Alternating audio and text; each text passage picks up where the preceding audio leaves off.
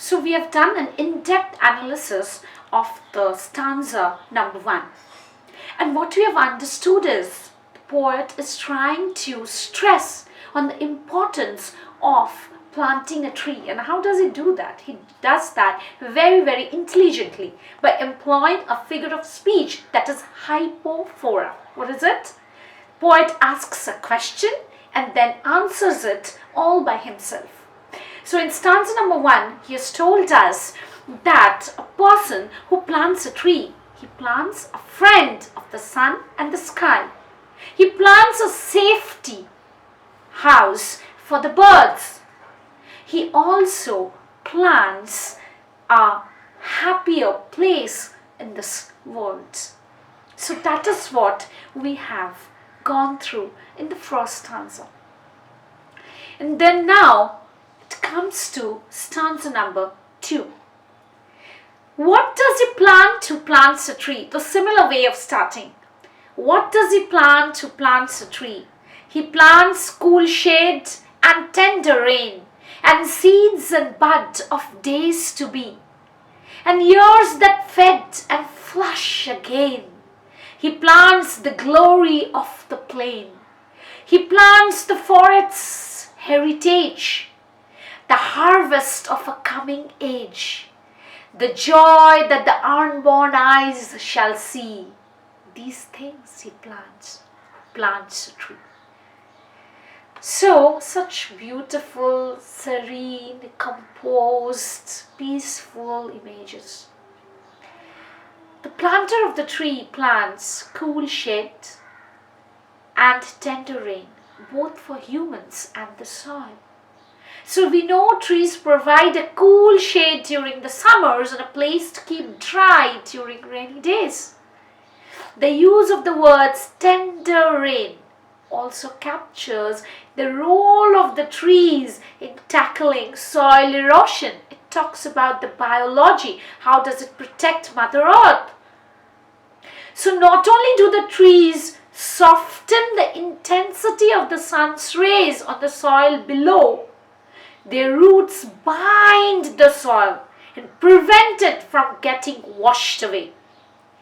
Not only do they aid rainfall through transpiration, their leaves and branches reduce the impact of rain on the soil because it traps the rain, thereby making it tender rain. Just imagine if there is a pouring without any tree out there.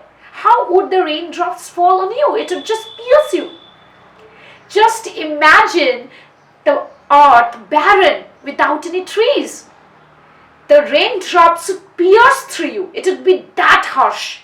So how is a tree helping us? By filtering it, by softening it, by tackling it, by preventing the soil erosion, by giving us a more tender, softer version of the rain. So the planter of trees also plants, this is the first part, okay, that I had told you. It's like cool shades during the summers and the tender rain. So the planter of the trees also plants seeds and buds of the coming days. Seeds and buds represent the promise of life and potential for growth. What do seeds symbolize? Potential for growth. And what do buds represent? The promise of life. So the use of a cool shades, tender rain, and seeds and buds used to refer to a tree is an example of metonymy. What is metonymy? The figure of speech metonymy is a substitution for something else. It's also an association. So the use of cool shades associates us with something that is serene. Tender rain and seeds and buds also associates with something that is of a future progeny, isn't it? Seeds is a potential of great growth. So seeds substitute for the potential of growth. buds talks about the future. So these all objects are mentioned in the poem, but it means something graver, something greater. So that is what metonymy is. Metonymy is generally the substitution. Something is used, but it means a greater thing. A small object, a very simple object is intended, but a greater meaning is implied. So that is what metonymy is. I hope it's clear. If it is not, we will be doing a separate video or a separate personal class on social media or different places as I can access to. We will be doing a separate class on this figure of speeches. And I would love to do that. Of course, in my channel too. So the planter of the trees also plants seeds and buds of the coming days. That I've said, seeds and buds represent the promise of life and the potential for growth. Cool shade, safer place. Tender rain, soft version of rain. Seeds, potential of growth. Buds, promise of life. You understood what is metonymy? That it substitutes for something greater meaning. So one who plants a tree also plants a living entity whose leaves fade in the autumn and flush in the springtime. It's not that static artificial plant in your homes which remains all the time the same. It's plastic. But what happens to a natural tree? Leaves wither away during the months of autumn and new leaves come back in springtime. So fed and flush again. Fed, it withers, flush again, promises to come back. So it's also alliteration. Fed, F, and flush, F. It's an example of alliteration. He plants the glory of the land and a heritage of the forest. Glory of the land and the heritage of the forests. Two epithets used to describe the splendor of trees. Two epithets means two adjectives. Glory of the land, heritage of forests. So it is the usage of adjectives to describe how majestic a tree is like. So this is what he discusses in the second stanza. That what does he plant to plant a tree? Cool shade, tender rain. It also gives the promises of life, that is bud, seed, potential of growth. It is not constant because leaves wither away or fade away and then it again comes back in the springtime. So he also plants the glory of the plain. Why? Because it adds to the majesty of the plain. A place without a tree seems to be barren, seems to be like without the members of the family. He also plants the forest's heritage. And you have to understand that, and another thing that I've missed, the repetition of the words at the beginning of successive lines. See this, and seed and bud of days to be. And also the next line, and years that fade and flush again. This and. Two repeated lines. So you have and. Please have the book right in front of you. And. What is it? The figure of speech is mentioned as the repetition of the successive lines. It is known as anaphora. And another also. He plants the glory of the plain and he plants the forest's heritage. Now two lines, again the same. He plants the. So this is also anaphora. Please note down the spelling. A-N-A-P-H-O-R-A. What does anaphora mean? The repetition of the same words at the beginning of the line. So the technique of repeating words and phrases at the beginning of a successive line is a rhetorical technique known as anaphora.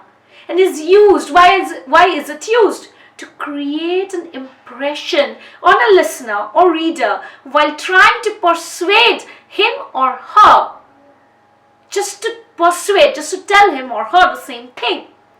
Now the use of anaphora is especially effective in the poem. He has done it with clever employment of images. Why? As it is a poem that tries to persuade the readers that please do not cut down the trees.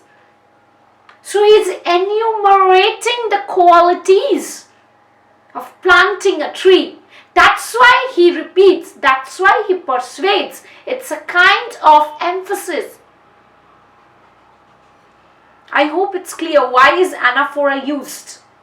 You have to be very, very careful in dealing with this small nitty-gritties of the poem. So planting a tree ensures, now the next lines that are left over, harvest for the future generation, that is the coming age. It is a gift of a better life from the present generation to the future ones. Because if I plant a tree and after 100 years, some of my future generation sees that, how would they feel? They would feel happy, they would feel elated, they would just try to find a connection between my being, which is not there, my physical being will not be there after 100 years, and with their being. So there is a kind of relation. So this is how you can relate to your future generation.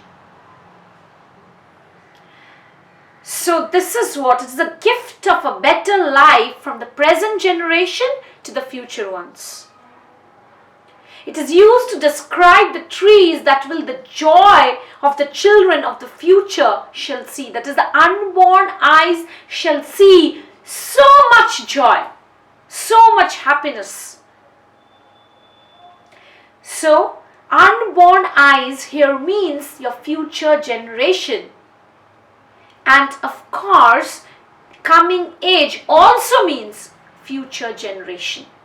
So that the person who plants a tree, let's sum up this stanza, plants a promise of life, that is a bud, a seed, that is a potential of growth, that is a seed of hope, the heritage of the ecosystem, that is the forest, and gives a gift to the future generation or to the unborn eyes.